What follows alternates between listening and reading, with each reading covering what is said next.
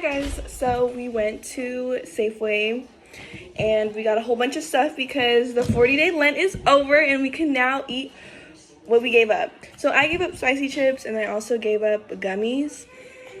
Like any gummy candies, sweet and sour candies and stuff like that.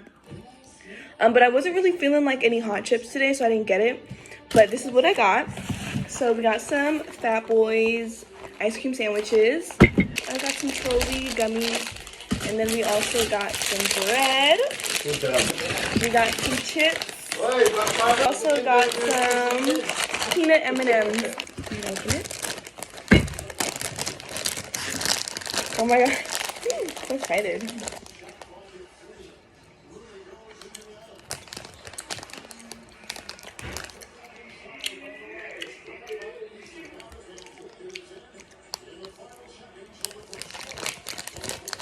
Okay.